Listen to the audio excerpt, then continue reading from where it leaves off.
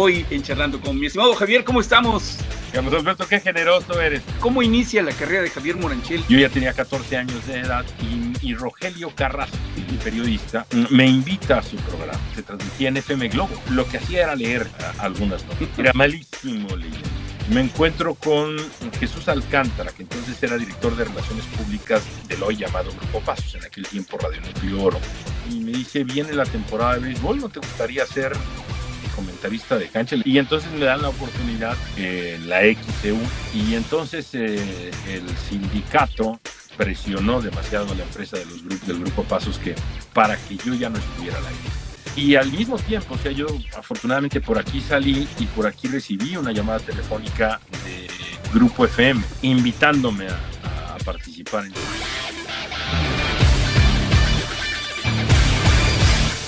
Bienvenidos al podcast Charlando con, donde exploramos las historias y experiencias de personas fascinantes de diversos ámbitos. Conducido por Carlos Alberto.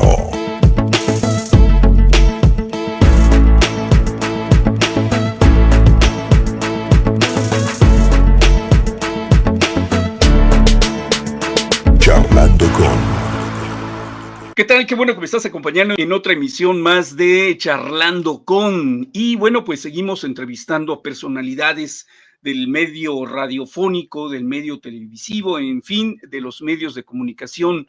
Un ícono seguramente en el estado de Veracruz, en la zona centro del estado de Veracruz y en gran parte de la República, que en los años 80 y bueno, pues yo creo que gran parte de los 90 nos alegró las mañanas con su morning show y posteriormente pues también nos informó a través de las noticias. Es sin duda alguna Javier Moranchel, a quien le doy la más cordial bienvenida hoy en Charlando con. Mi estimado Javier, ¿cómo estamos? Carlos Alberto, qué generoso eres, te agradezco muchísimo, te saludo con mucho gusto y además también a todos aquellos a quienes nos escuchan y nos ven.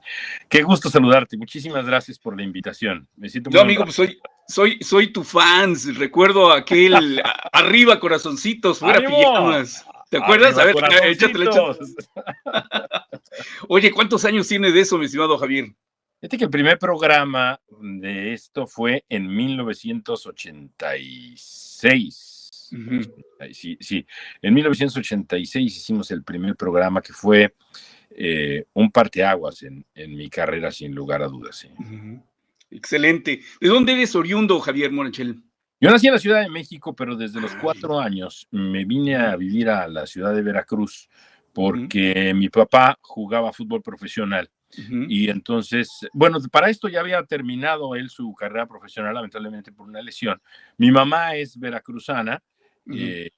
Y nos venimos a radicar a Veracruz, y entonces yo soy de nacimiento chilango, de adopción jarocha y ciudadano del mundo.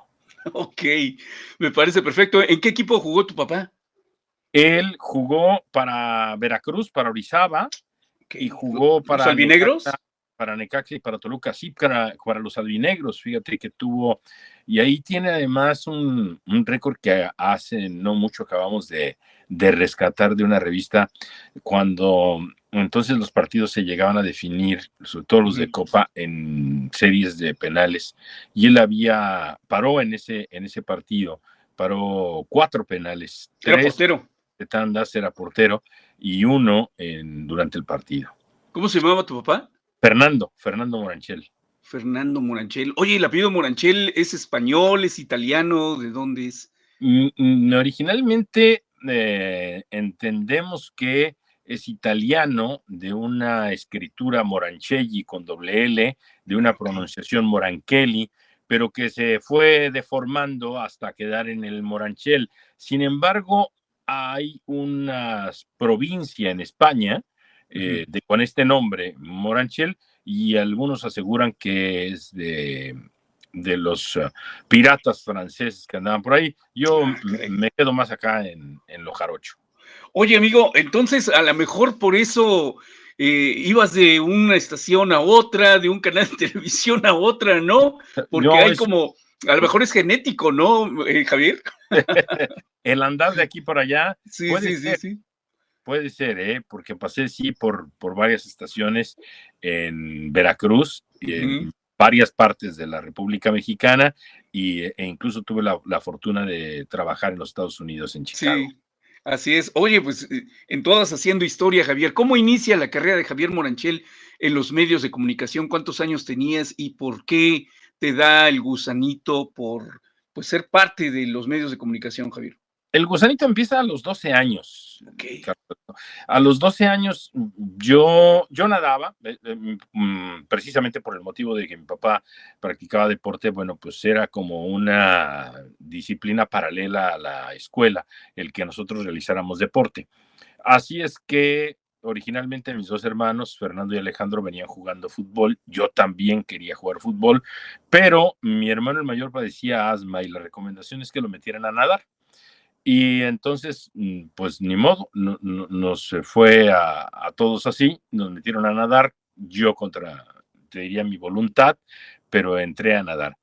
Y luego en las competencias de natación se anunciaba a los competidores, carril 1 Juan, carril 2 Carlos, carril 3 Javier, y me llamaba la atención. Yo para esto ya había participado en la escuela, en la primaria, en algún concurso. Era o dibujabas o hablabas.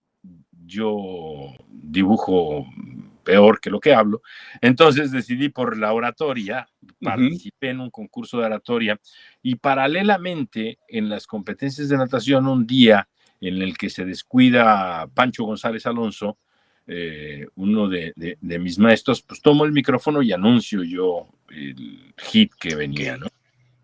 Tenía yo 12 años. Pancho, al ver esto, pues me empieza obviamente a aprovechar y a jugar, a que yo también participara. Y ahí a los 12 años empiezo yo a tener esta participación mucho más continua en las competencias de natación y en algunos concursos de oratoria de la primaria. Cuando yo seguía nadando, además, a los 14 años de edad, un periodista se acerca con el que era mi entrenador de natación, en paz descanse, José Hernández Abascal, y lo invita para que fuera a un programa de radio. Y Pepe no era muy dado para hablar, orizabeño, por cierto, también. Y entonces le dice: no, hombre, el que te deberías de llevar a participar en tu programa es a Javier. Yo ya tenía 14 años de edad y Rogelio Carrasco, el periodista, a quien también estoy profundamente agradecido con él, me invita a su programa. Y ¿Qué estación era, Javier? Ese era un programa que se transmitía los domingos, se llamaba, se transmitía en FM Globo. Ah, ok. Lo que ahora es la cadena EXA. ¿No? En el puerto de Veracruz. En FM Globo 93.3, sí, acá en el puerto de Veracruz. Ahí iba los domingos y lo que hacía era leer algunas notas. Y de 100 palabras me equivocaba 90. Era malísimo leyendo, pero terriblemente malo, ¿no? Y ahí empieza mi participación en radio. Rogelio generosamente, además de participar en este programa, escribía en el periódico Notiver. Y entonces me empieza a mandar a reportear algunas de las cosas y de los eventos deportivos que había en la actualidad. Y yo compartía con él esta información que reporteaba y se la llevaba yo al periódico Notiver. Y él obviamente la componía, ¿no? En alguna ocasión no estuvo Rogelio y me acerqué con el entonces director de deportes, soy subdirector del periódico, otra de las personas con las que estoy profundamente agradecida, que es Raúl Olivares. Y Raúl tiene el valor de preguntarme: ¿la publico? Y le digo: sí, con tu nombre. Y le digo: pues no sé si se pueda. Y no sé si para bien o para mal, pero lo hizo. Y yo creo que es de las peores notas, la peor redacción que yo he visto, la tengo guardada, impresionantemente mal redactada. ¿De qué año? En el 84, cuando tenía yo 14 años. Ok. Y ya Rogelio empieza a llevarme y a conducirme en cómo redactar una nota, ¿no? En cómo poder ir desarrollando la información periodística para la prensa. A la par, ahí continúo además participando. cubriendo a los Rojos del Águila, y entonces Sí. aprendo a anotar béisbol, y eso me permite, estando un día en el periódico, recibir una llamada del periódico Esto y convertirme en el corresponsal del periódico Esto. Ok. En el reporte que mandábamos de béisbol. Nos publicaban nada, 5 o 6 líneas, pero con el tiempo yo me fui adentrando más y los eventos deportivos nacionales de otras actividades, no solamente de béisbol, las empezaba a cubrir. No teníamos además fútbol de primera división. Y no solamente eso, sino a las actividades en las que yo participaba, que era dentro de la natación, campeonatos nacionales de natación, etcétera, Sí. etcétera, pues yo iba, lo cubría y era el corresponsal del periódico Esto, y así estuve por muchísimos años. Ok, y posteriormente, Javier, ¿estudias la carrera de Ciencias de la Comunicación? No estudio nada. No, sí estudié. Soy licenciado en Administración de Empresas. Fíjate. De formación, ahora te explico y te comparto por qué, con una maestría en Ciencia Política y Gestión Pública. Ok. A la par de que yo empiezo a participar en esto y que luego, cubriendo para el periódico Notiver las actividades deportivas en Veracruz, me encuentro con Jesús Alcántara, que entonces era director de Relaciones Públicas del hoy llamado Grupo Pasos, en aquel tiempo Radionúcleo Oro, y me pregunta qué hacía, a qué me dedicaba, y me dice, viene la temporada de béisbol, ¿no te gustaría ser comentarista de cancha? Le digo, bueno, pues si paso la prueba, adelante, ¿no? Ya para ese tiempo tenía yo 16 años, y entonces me dan la oportunidad de ser el comentarista de campo en la XCU, al lado de otros grandes maestros como Sergio Morales Ortiz, ya para ese tiempo, y en paz descanse el doctor Rollo de Valdés, ahora, pero en aquel tiempo también me había apoyado muchísimo, Rafael Vergara Garnica, de la gente de la que también estoy profundamente agradecido, y ahí empiezo a participar tanto en esa parte para la estación XCU, como en programas musicales que tenía la estación, lo que hoy aquí en Veracruz es Latido, que en aquel tiempo se llamaba Radio Onda y que transmitía además los partidos de fútbol de los Tiburones Rojos del Veracruz. En primera división los había transmitido, en ese tiempo que era 1988 no los transmitía, hay que recordar que el fútbol regresa aquí en el 89. Y mientras, a mí el doctor Loyo me llevaba a transmitir a Orizaba, me invitaba a transmitir a Teciutlán y me iba afogueando en esto de la narración de los partidos de fútbol en un staff que era el staff de cronistas de Cervecería Moctezuma, Cuauhtémoc Moctezuma, que dirigía Fernando Alonso, el papá de Emilio Fernando, que también era parte de este staff y del que eran, bueno, pues parte grandes cronistas. Entonces, a la par de que yo hacía cuestiones deportivas, también estaba yo presentando a Flans, a Pandora, a José José, a Juan Gabriel, y luego en este grupo de radio que tenía una estación que era HB, Radio Trópico en aquel tiempo, hoy La Fiera, pues también participaba yo y presentaba pues a los Flamers, a los Juniors Clans y hasta Vicente Fernández, y en la XCU presentaba yo música de todo tipo también, y colaboraba en algunas cosas de noticias. Así transcurrió toda esa etapa en ese grupo de radio, hasta que en el 88 al ingeniero Baltasar Pasos, el dueño de Grupo Pasos, me dice, ¿por qué no te creas un programa para las mañanas? ¿No? ¿Qué es en el 88? Es decir, me decías, si me preguntabas hace rato del año, no, en el 86 fue cuando ingresé al grupo y en el 88 es cuando hacemos este programa. Que en aquel tiempo yo le había puesto esta mañana, pero que termina por identificarse por la expresión de arriba corazoncitos. Y es en la estación de Estéreo Oro en donde arrancamos este programa en las mañanas. Un programa de mucho éxito. Se transmitía de 6 a 8 de la mañana y yo te voy a decir por qué tenía gran éxito. Porque las estaciones transmitían noticias y las otras transmitían, por ejemplo, de ahí mismo del grupo, transmitían un programa de La Hora del Cepillín o de El Tío Waldo. Entonces no había más nada que escuchar y entonces ese fue el éxito del programa. Oye, y era el concepto que en Estados Unidos le llamaron el morning show, que ya se estaba haciendo entonces acá en México y en provincia, ¿no?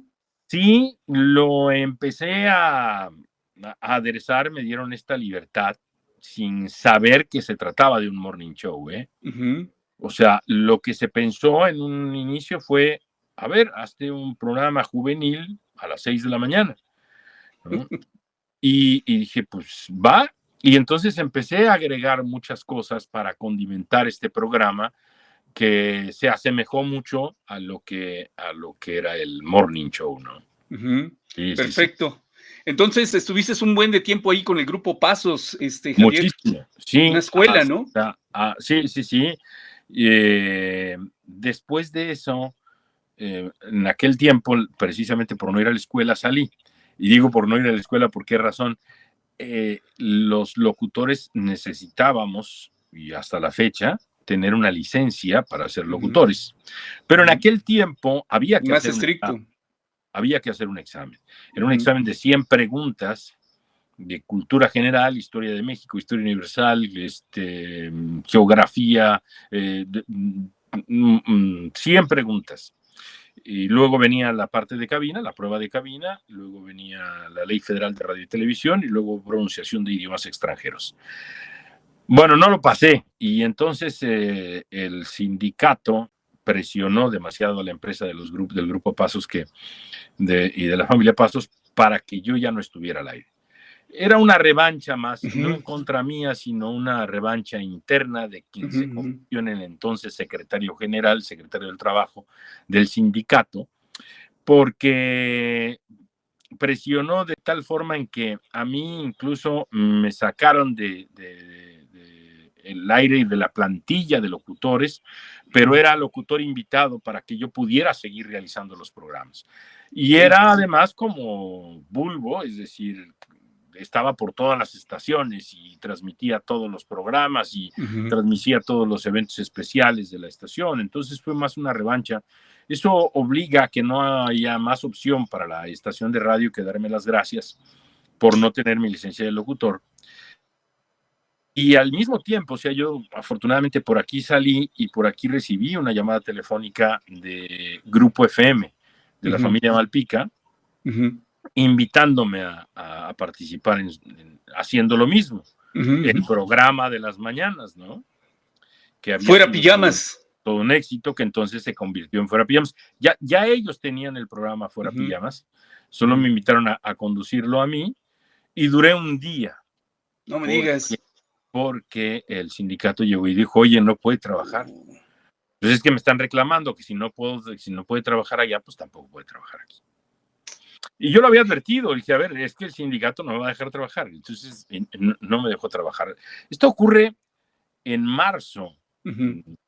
Y en abril tengo la fortuna de que a la producción de Radio y Televisión de Veracruz se le ocurre hacer un programa de videos que ya habían realizado mucho tiempo atrás, que se llamaba Rocoteca, pero que en esta ocasión le ponen Estudio 4.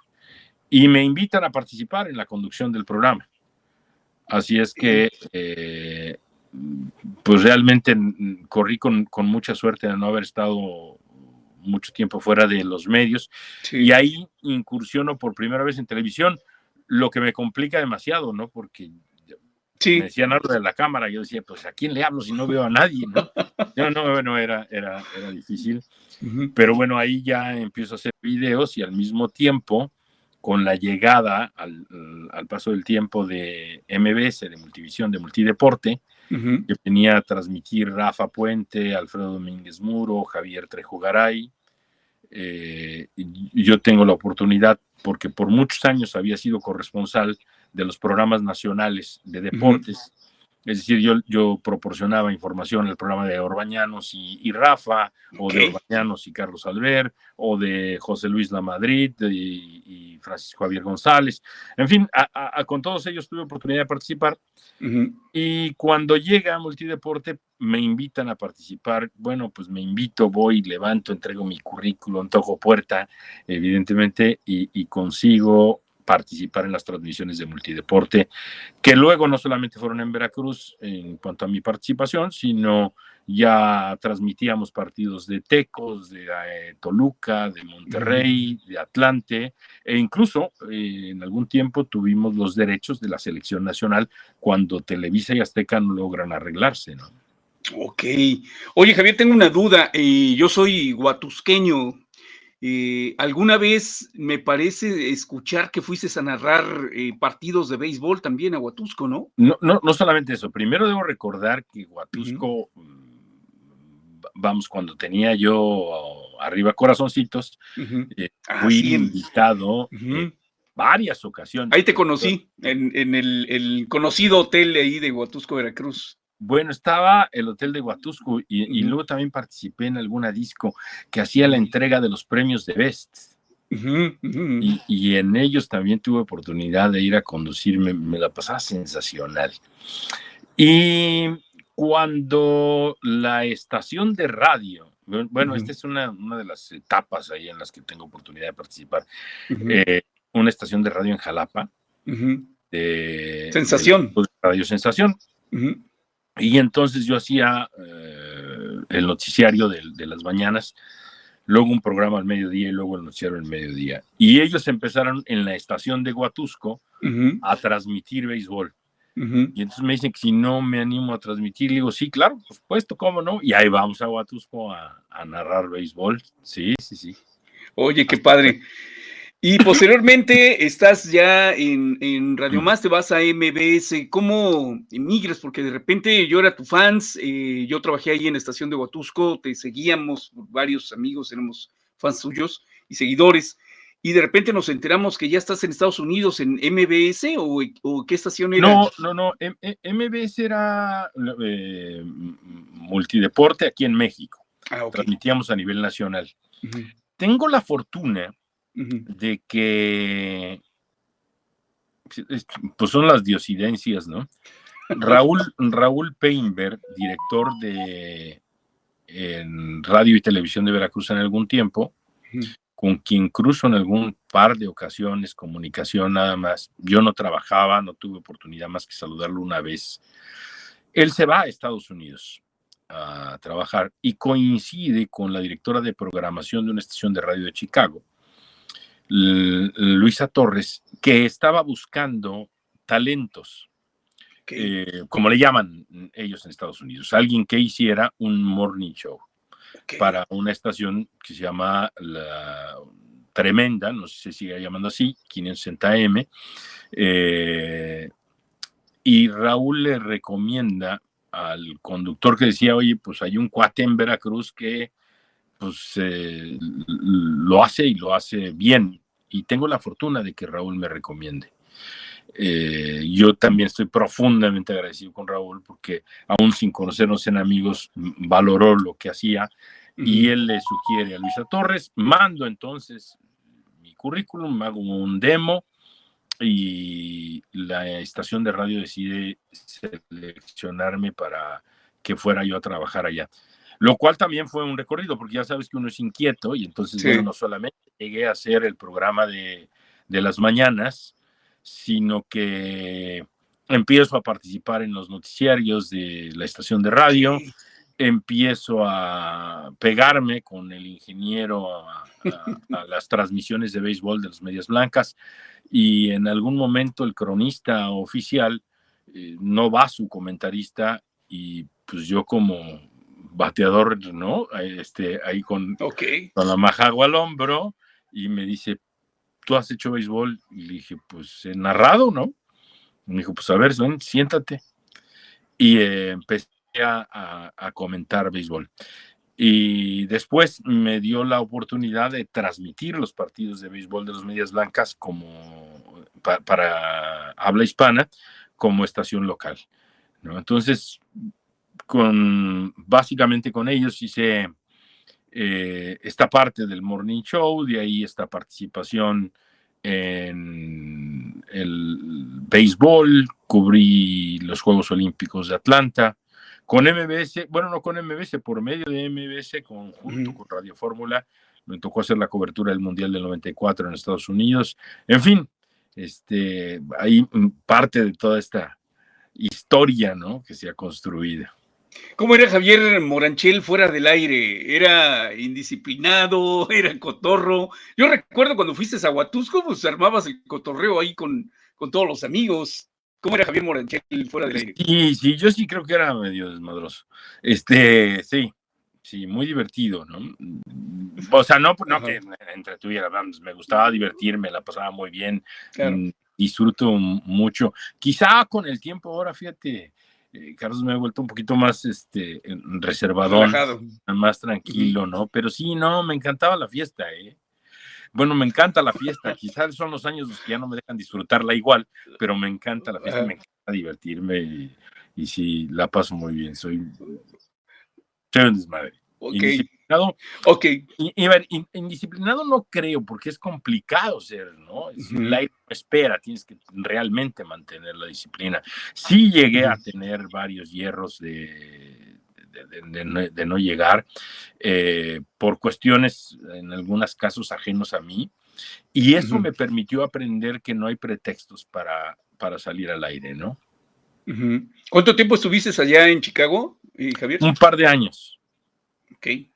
Un par de años. Okay. Un par de años cambió la dirección de la estación, cambió el proyecto, se volvió un asunto mucho más difícil de comprender y de aceptar, y yo ya no me sentía a gusto con la propuesta que me hacían para quedarme y que no tenía que ver con lo económico, porque afortunadamente nos iba muy bien, pero ya no compartí la idea de hacia dónde querían llevar la estación de radio. Y preferí regresarme. Grupo FM me había invitado ya a la dirección de noticiarios en sus estaciones para el estado de Veracruz y decidí tomar la decisión de regresar. Oye, Javier, bueno, esa pregunta ya yo creo que sale sobrando. Te iba a preguntar que cómo era la transición de ser un locutor, presentador de canciones, de estar echando relajo con el auditorio, allá la parte seria. Entiendo que también ahí tu carrera te ayudó de ciencias políticas. Pero fíjate que eso vino después, Ajá.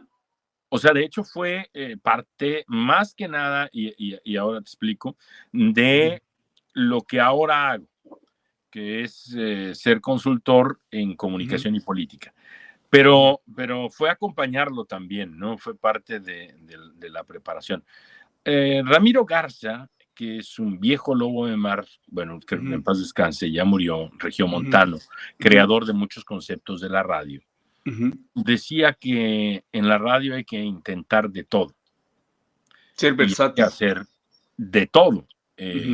Yo recuerdo que muchas de mis enseñanzas para poder ser lo que después logré ser, que fue dirigir conceptos radiofónicos, crear conceptos radiofónicos, dirigir grupos de radio, fue jalar cables. No porque así empezaran y porque era el sufrimiento y así empecé, no, sino porque era lo que me permitía a mí conocer qué era lo que sucedía detrás, para yo saber qué era lo que estaba pasando durante mis transmisiones. Claro. No era mi responsabilidad, pero a los locutores, en una enseñanza que nos hizo Cervecería Cuauhtémoc Moctezuma, por ejemplo, en la crónica, teníamos que llegar una hora antes a los partidos de fútbol. Y en los controles remotos yo veía que mis compañeros llegaban 10, 15 minutos antes. Yo tomaba la decisión de llegar una hora y media antes y ver cómo instalaban. En aquel tiempo las transmisiones eran a través de señal que se enviaba por antena. Y entonces había que subirse a la parte más alta que se podía tener para colocar la antena. Y yo acompañaba a mis compañeros técnicos a hacer esas labores y les ayudaba cargando lo que tenía que cargar, porque eso te permite valorar además el trabajo y el esfuerzo que cada quien hace, ¿no? Y además te ubica en una realidad de que gracias al trabajo de los demás es que tú puedes hacer el tuyo. Fíjate, Javier, que a mí siempre me encantó la parte musical de la radio como locutor, pero yo admiraba a quienes podían narrar. En una ocasión me invitan aquí en Córdoba a narrar un partido de béisbol, pero pues estaba yo con un viejo lobo, no recuerdo ahorita el nombre de quién era, y le digo, ¿sabes qué? Mejor dame los comerciales, yo los leo al aire y tú sigue narrando, porque oye, la verdad hay que tener mucha habilidad. el viejo lobo de mar que narró durante muchos años Córdoba, José Domingo Septién, ¿no? Domingo, gran amigo mío, pero sí, era otro rollo. Extraordinario, un monstruo de crónica deportiva, sí, por supuesto. Era parte del staff de cronistas de Cervecería Cuauhtémoc. Así es.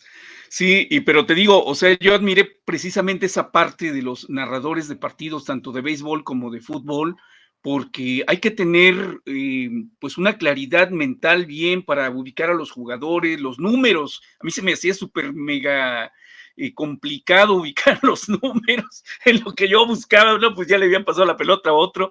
Y vaya, a ver, cuéntanos un poquito de esa magia que hay al narrar un partido, mi estimado Javier, que para ti es algo a lo mejor ya muy rutinario, pero para el público que no sabe, cuéntanos qué tan complicado es. Bueno, que tiene además un aprendizaje, ¿no? Uh-huh. Es decir, sí, claro, si de repente te avientan así al ruedo a hacer un partido, pues y va a ser difícil que lo puedas desarrollar si no tienes los conocimientos y las bases de qué hacer. Uh-huh. Lo primero es empaparse, ¿no? Es decir, hay que ver partidos de fútbol, hay que estar siguiendo al equipo, hay que conocerlos. Lo segundo, por ejemplo, yo lo que hacía, uh-huh, independientemente es que en mi tabla, en lugar de generar una lista de números y nombres, yo los colocaba por posiciones. Entonces, para mí era mucho más fácil si la pelota estaba en la lateral de la izquierda, bajar la mirada hacia el lateral izquierdo de mi cancha, de mi hoja, uh-huh, y buscar si coincidía además el número y el nombre. Luego vas identificando a los jugadores. En el caso de cuando tú transmites permanentemente los locales, pues evidentemente los vas conociendo con cierta frecuencia. Pero hay partidos que no logras ver. Por ejemplo, transmitíamos segunda, o en aquel tiempo segunda, hoy ascenso, bueno, hoy Premier, y transmitíamos tercera división. Y lógico es que no puedes ver además a los equipos contrarios, porque esos partidos no se transmitían. Hoy se transmiten y los puedes revisar. Pero entonces vas identificando a los jugadores desde que salen a calentar, los vas viendo con los números y ya ves si traen el pelo largo y qué número tienen, ¿no? Si traen algo en la muñeca, ¿no? De qué juegan, y los vas ubicando. Y entonces eso te permite ir llevándolos. Y luego hay que entender para qué estás narrando, si para radio o para televisión. Uh-huh. Para radio, tú eres los ojos de la gente. Para televisión, tú puedes todavía campechaneártela un poco, ¿no? Pero en el caso de fútbol, pues sí le tienes que decir a la gente la descripción de en qué lugar está la pelota, ¿no? Y hacia dónde y cómo la patea, si fuera diagonal, cómo la bajó con el pie, ¿no? Es una magia. La radio es el teatro de la imaginación y hay que hacerlo. Y luego en el béisbol te haces mucho, por ejemplo, de estadísticas, porque el béisbol es un juego que tiene mucho más tiempos muertos, pero que requiere de mucho mayor conocimiento que el fútbol. Porque el fútbol, como quieras, pues allá va la pelota, ¿no? La lleva, pues es un juego mucho más dinámico. El béisbol es más de estrategia todavía, ¿no? De las señas, de qué es lo que manda el manager, ¿no? De conocer los lanzamientos, las curvas, ¿no? El slider, en fin. Sí, tiene su chiste. Oye, ¿conociste entonces a Domingo Septién? ¿Trabajaste con él alguna vez? En paz descanse. Sí, tuve la oportunidad, porque en esta combinación de la cervecería Moctezuma, cuando los Rojos del Águila, cuando los Cafeteros de Córdoba venían a jugar aquí a Veracruz, pues a veces se venía José Domingo y le compartían crónica los cronistas veracruzanos. En aquel tiempo transmitía Sergio Morales Ortiz, y entonces pues iban intercalando las entradas y yo hacía los comentarios en campo. Siempre muy generoso José Domingo. Y luego su hermano, también tuve mucha oportunidad de trabajar con él más en los comentarios de fútbol. Ok, perfecto. ¿Cómo se da posteriormente el análisis político en los medios de comunicación? No, bueno, espérame. Antes de eso, Ajá, a ver. Regreso a Veracruz, a la dirección de noticias Uh-huh. y a la dirección operativa de Grupo FM. Y a los 2 años me invitan a ir a Matamoros a trabajar a un grupo de radio. Básicamente ha tenido que ver con asuntos de retos. Era crear el concepto radiofónico y hacer la selección de locutores y la selección de cada uno de los programas, y eso me atrajo en un mercado que no conocía, en una ciudad que no conocía, que fue muy difícil. ¿Qué estación era? Se llama Centro de Radio Avanzado. Okay. Son 3 estaciones de radio de la familia Gallegos allá. Y con el apoyo de la empresa, ahí fue otro de los grandes aprendizajes. Sí. Porque pues era ir preparando todo lo que teníamos que hacer y desarrollar, y el dueño de la estación de radio, paz descanse, me decía, ¿y cuándo salimos al aire? Y digo, pues es que me faltan locutores. No había locutores en Matamoros acordes a la programación que queríamos lanzar. Uh-huh. Y llegó el momento en que me dijo, pues no hay más tiempo, salimos la próxima semana. Y con lo que teníamos y como teníamos que salir. Otra de las cosas máximas de don Ramiro, que también decía que si estás esperando tener todo para poder hacer algo bien, no lo vas a hacer nunca. Tienes que hacerlo, ¿no? Y entonces vámonos. Y arrancamos ahí, y el grupo fue una gran satisfacción, porque logramos llevar la estación a los primeros lugares, no solamente en audiencia, sino también en ventas, y eso... ¿Qué formato era? Nos llevó. Fue un formato juvenil, pero meticulosamente cuidado. Es decir, algo que de repente se nos olvida es que la gente nos presta su atención, y nosotros tenemos que darle a esa atención, tenemos que corresponderle con algo de interés. Es decir, los 10 segundos que yo voy a hablar al aire tienen que ser los 10 segundos que sean relevantes en la vida de la gente. Y eso lo tenemos que hacer. Entonces, cuidábamos mucho todo lo que hacíamos, y eso hizo que se generara pues una nueva idea. A pesar de estar pegado a la frontera, la radio en Matamoros no tenía ese dinamismo o ese cuidado con el que se hacía. Acá, y de ahí, a los 2 años, surge la invitación para venir a dirigir Radio Fórmula a Veracruz. Y eso se vuelve un reto, porque eran estaciones de AM, cuando ya la mayoría estaban en FM. Todos los grupos de radio tenían estaciones en FM. Y entonces era el reto de venir a hacer de la estación de AM con algún programa local, además de con toda la magia de los cronistas, los comentaristas que tiene Grupo Fórmula, que son extraordinarios.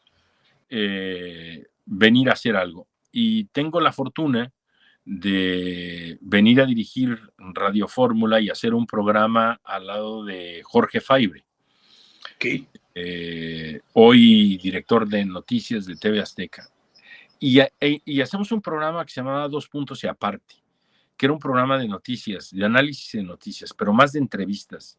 Y éramos muy cabrones entrevistando. La verdad es que cuando me refiero a esa expresión, no me refiero a que éramos, permítame, soy vulgar y me gusta, dice un amigo. Sí. Pero no que fuéramos muy chingones, sino éramos muy chingaqueritos en las entrevistas. Ponían el dedo en la llaga. Porque además, como éramos muy sarcásticos y éramos muy bromistas, o sea, las entrevistas no eran serias. Entrábamos en la parte de seriedad, pero de repente nos salíamos ahí. Jorge también tiene compartimos este gusto por ser sarcásticos, por ser puntillosos, por ser incisivos, y entonces cuando no era uno era el otro.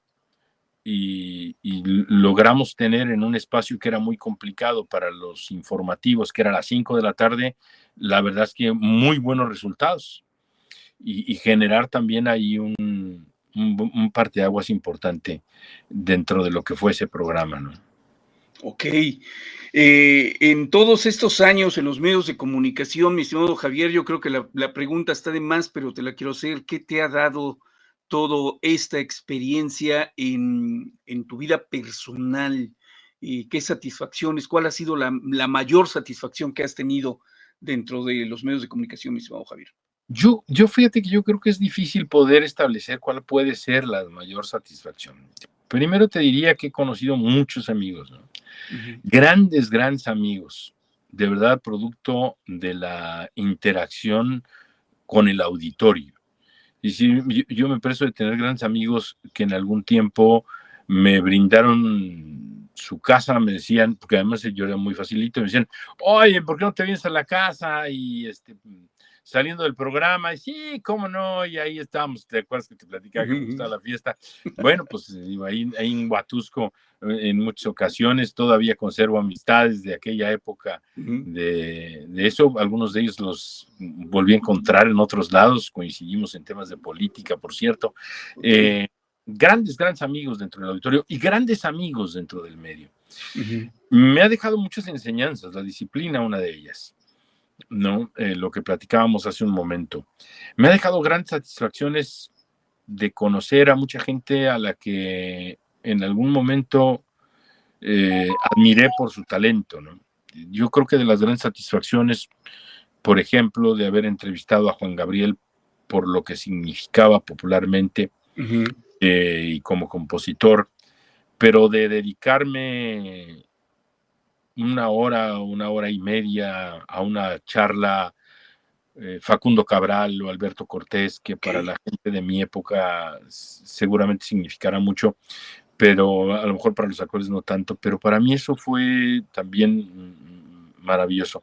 Grandes amigos en el fútbol, en la crónica deportiva, grandes experiencias, el viajar por muchas partes. La verdad es que son muchas las satisfacciones y las enseñanzas de que cuando tú haces algo que te gusta, no necesariamente cuesta trabajo, que como en todo hay envidias, que como en todo hay gente que te mete el pie, que como en todo no va a haber gente que, pero bueno, pues hay que capotear, pasar de largo. Sí, por supuesto que lloré ante injusticias cuando era más niño, cuando era chamaco y estaba empezando en esto, y decía, no puede ser, o sea, me tocaba a mí, yo me merecía eso, pero la política, bueno, pues no me lo permitió.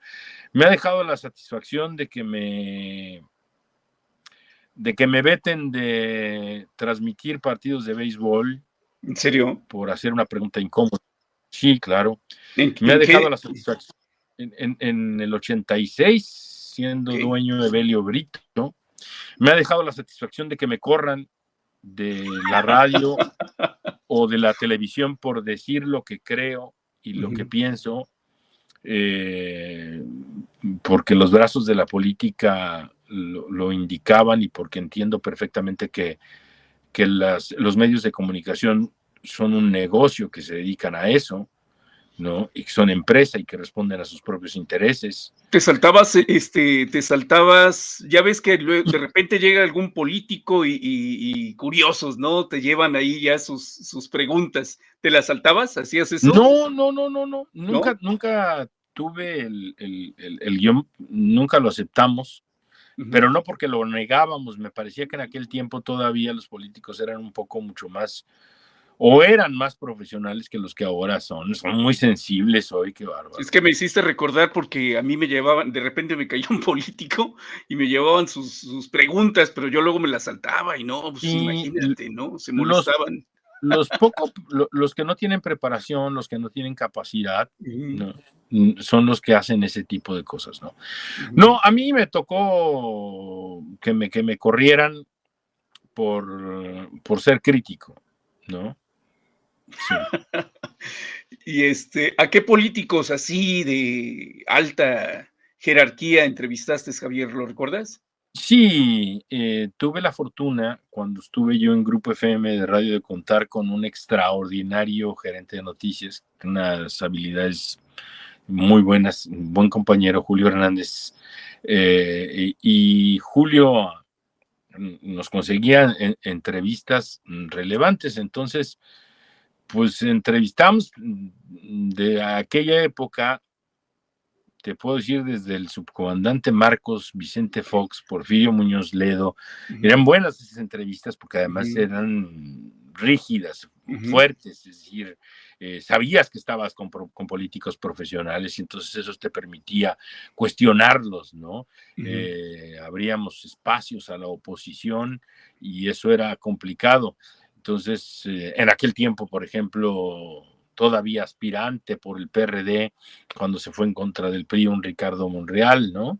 De los políticos que ahora recuerdo, grandes satisfacciones de poder platicar con una Beatriz Paredes Rangel, una mujer extraordinariamente preparada, con una gran capacidad, ¿no? Gente que te dejaba algo, ¿no? Y con la que podías debatir ideas, conceptos con profundidad, ¿no? Más que descalificaciones sin argumentos como lastimosamente lo ves ahora con mucha frecuencia, ¿no? ¿Cómo ves hoy en la actualidad? ¿Hay censura en los medios de comunicación? ¿Hay todavía esa libertad de expresión que en aquella época yo creo que se veía un poco más? ¿Cuál es tu opinión al respecto, mi estimado Javier? Bueno, yo creo, esta es mi valoración, los medios de comunicación, hoy seguimos teniendo libertad de expresión, no tengo la menor duda de eso, y la tenemos incluso hasta más, a partir de las plataformas y los espacios como estos, ¿no? En donde nos permitimos.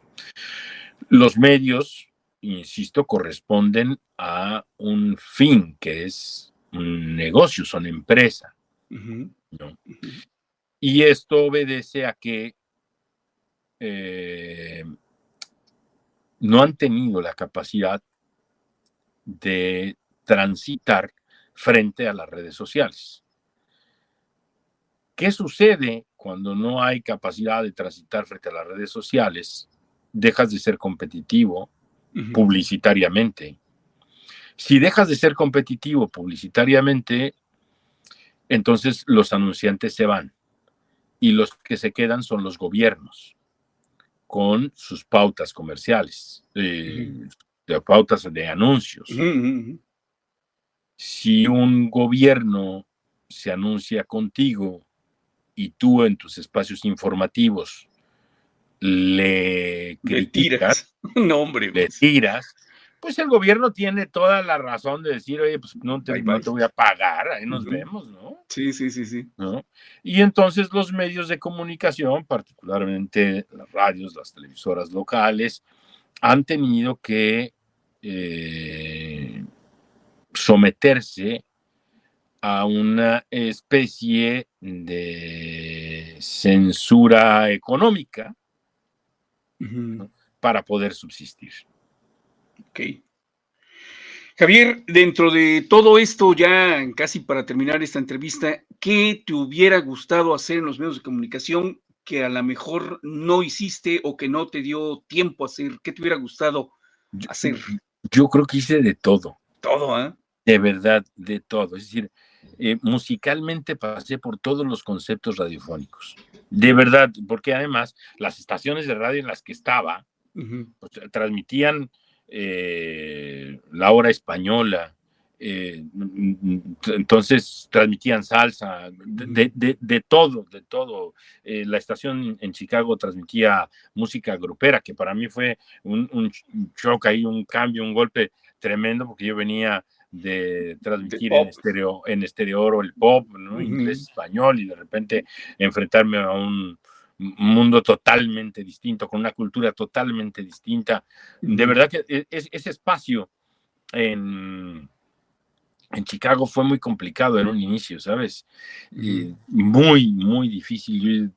Yo decía, pues con la producción y esto nos funciona, nos da así, y el equipo de trabajo, y no, man, no dábamos.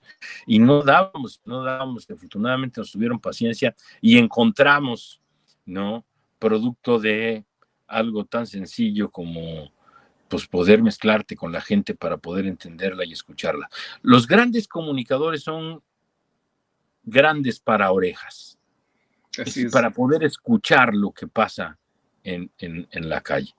Entonces creo que hice de todo, transmití y he transmitido de todo, y si me preguntas qué me gustaría hacer, te diría, me gustaría volver a hacer todo, otra vez, otra vez. Pero los medios también son esclavizantes. No, el aire no espera, ¿no? Y entonces si tienes que transmitir y estar a las 7 de la mañana, pues hay que estar a las 7 de la mañana. Yo el programa, tenía el noticiario de Azteca de la mañana, salíamos al aire a las 5:50, si no me equivoco, y yo llegaba al canal a las 3:30 de la mañana. Okay. A esa hora empezaba yo a revisar información, a checar las noticias, a redactarlo y a escribir lo que yo iba a decir para poder salir entero y preparado. Previo ya habíamos trabajado la noche anterior, pero había que hacer todavía un recuento de todo lo que se tenía que hacer. Y saliendo era hacer el programa de radio, que también había tenido ya una preproducción, ¿no? Para no llegar improvisados. Y entonces era un cuento de nunca acabar. Ahora lo que hago y lo que te decía es, soy consultor, hago estrategia en comunicación y política con esta experiencia y estos años, y llevo, yo creo que unos 15, 20 años dedicándome a hacer esto. Pero ya es tuyo, ya es una empresa tuya. Sí. Pero, y sobre todo, con la sensibilidad de volverte un analista no solo de la política, sino de los medios de comunicación, de la comunicación como un fenómeno. Y parte de lo que yo te platicaba al principio, que es de repente de lo que a veces nos olvidamos, es que a la gente no le gusta esforzarse, no nos gusta, es decir, el mínimo esfuerzo que podemos hacer para lograr algo, para acceder a algo, lo haremos. Y el bien más preciado que más falta es la atención, ¿no? Entonces, frente a eso, un político que quiere comunicar, pues debe adecuarse. Y no puede aventarse unos choros ahí, ¿no? Tremendos. Pero además, los políticos se están equivocando, desde mi óptica, muchos de ellos el camino, sobre todo los nuevos políticos, que creen que la política es lo que ellos creen. No, la política es lo que la gente cree, lo que la gente piensa, lo que la gente siente. Eso es. Y no es lo mismo ser político que estar en la política. Hoy hay muchos políticos nuevos que no han entendido de qué se trata esto.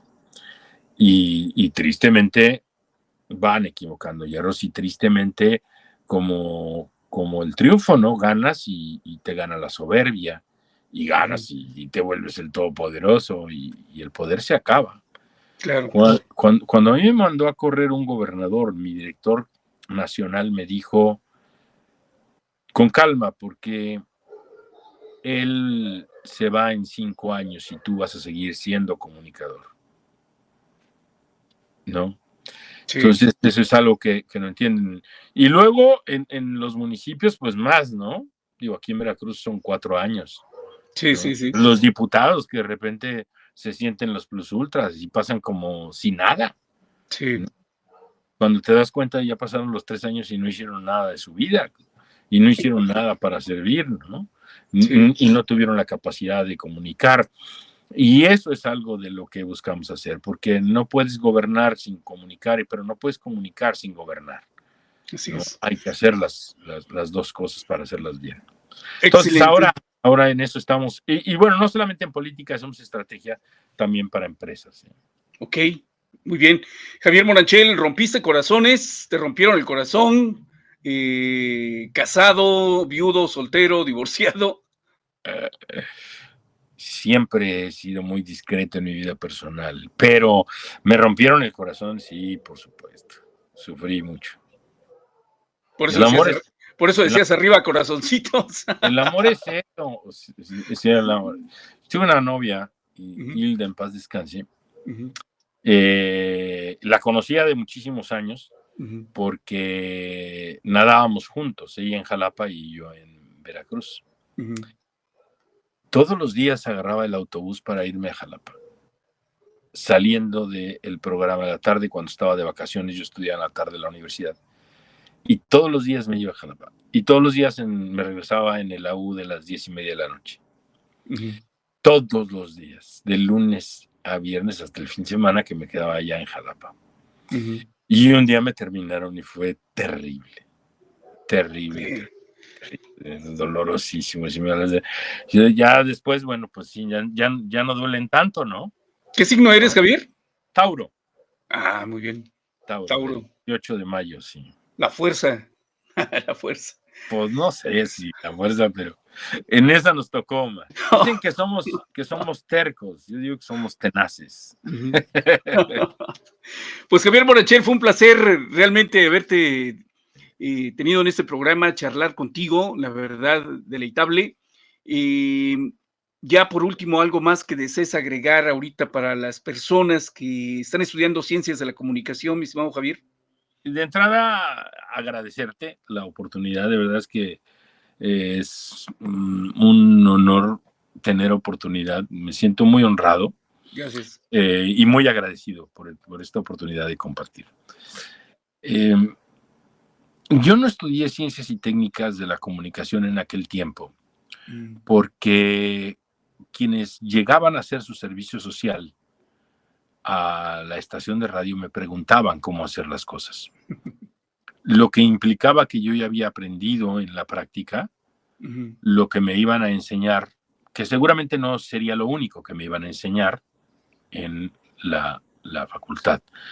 Pero ahí fue donde tomé la decisión, por consejo, además de algunos otros amigos, de mis maestros, de algunos maestros, de estudiar otra cosa que me permitiera acompañar la carrera que ya venía desarrollando en la práctica.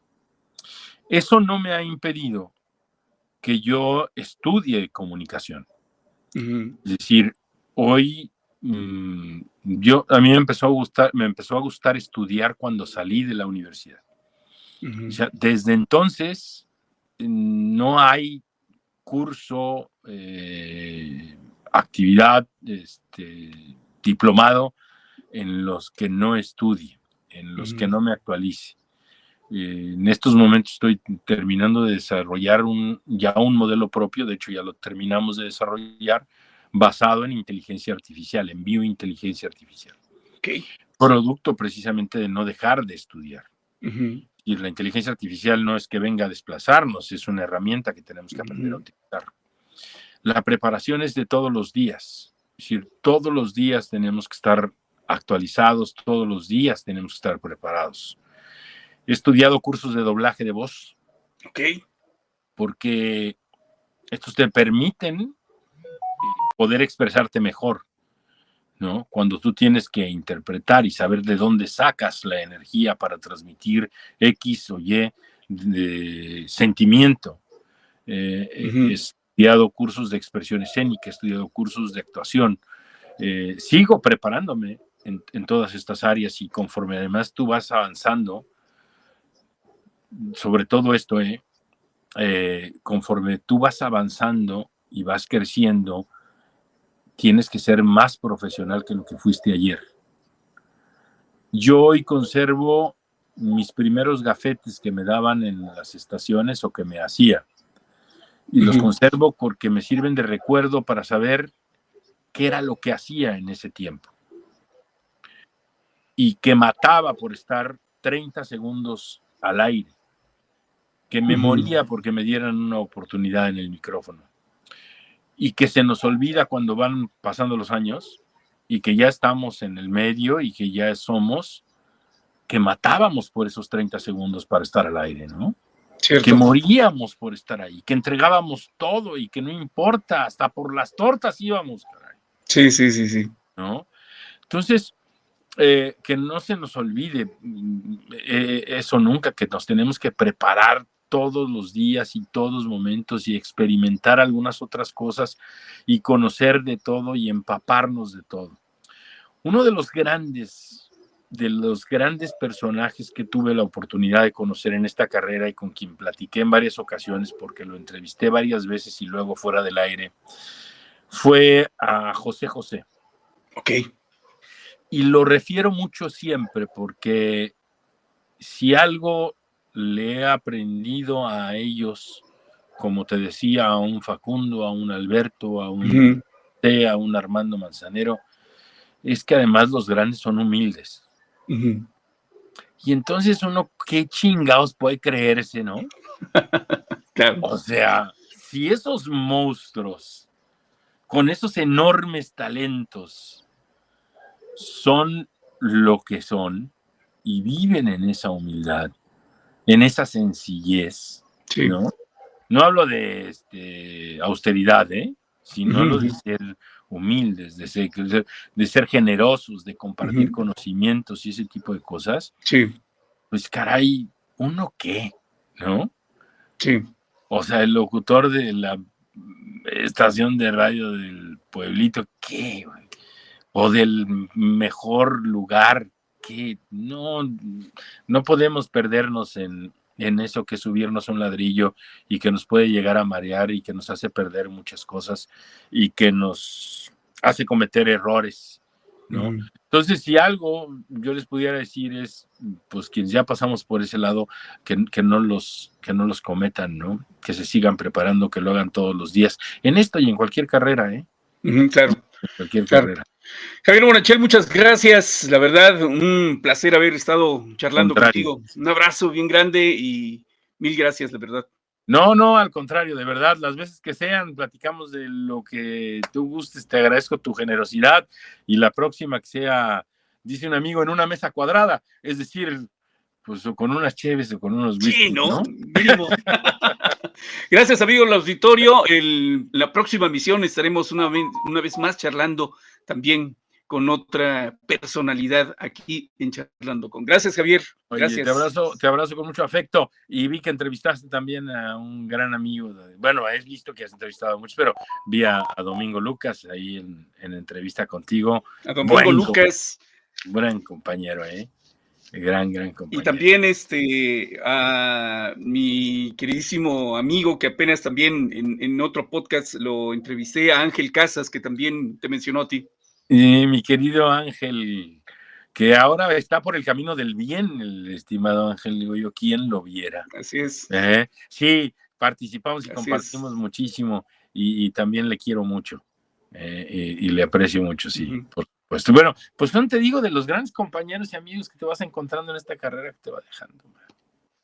Y qué mejor que lo que se cosechan sean buenas amistades para sembrar estos gratos recuerdos, ¿no? O al revés, no supe ni qué dije, creo que una estupidez, pero qué bonita es la amistad, cabrón. Así es. Muy bien, Javier, muchas gracias. Gracias, amigos de auditorio. Gracias. Gracias por escucharnos. Esto fue Charlando con. No olvides suscribirte a nuestro podcast y seguirnos en nuestras redes sociales para estar al tanto de las últimas novedades. Charlando con. Hasta la próxima.